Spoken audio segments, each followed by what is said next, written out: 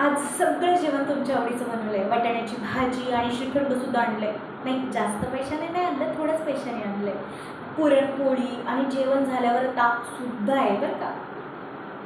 काय काय होय असं? म्हणजे मला काहीतरी पाहिजे असतं तेव्हाच मी असं जेवण बनवते का तुम्हाला? काहीतरीच तुमचं.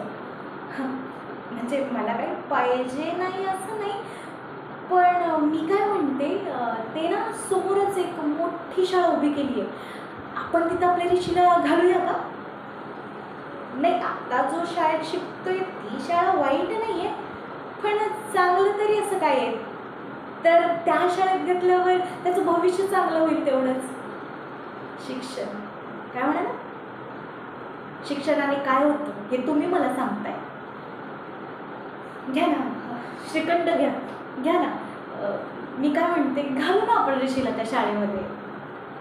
म्हणजे बसनी येईल, जाईल.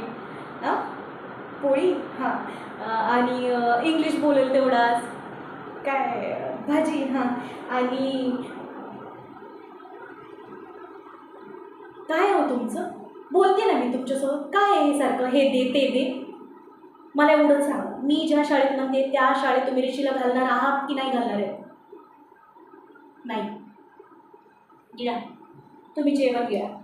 तुम्हाला माहिती आहे, तुमच्या ताटामधली ती पुरणपोळी आणि श्रीखंड कुठले? बाजूच्या मंदिरामध्ये प्रसाद वाटत होते, तिथून आणलंय ते. हो, आणि ती भाजी कालची आहे.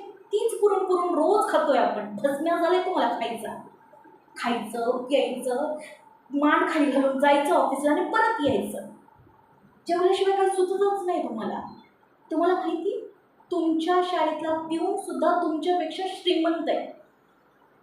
आणि तुम्ही क्लार्क असून सुद्धा तीच तीच भाजी परत खाताय. आपल्या घरात कधी चोर आले ना, तर ते आपल्या घराची अवस्था बघून ते चोरीसुद्धा करणार नाही.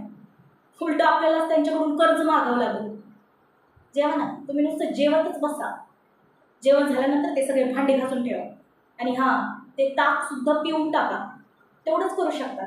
ते ताक पिल्यानं मी जे काय बोलते ना, ते तरी पचन तुम्हाला. माणसाला बोलणं चुकीचं आहे.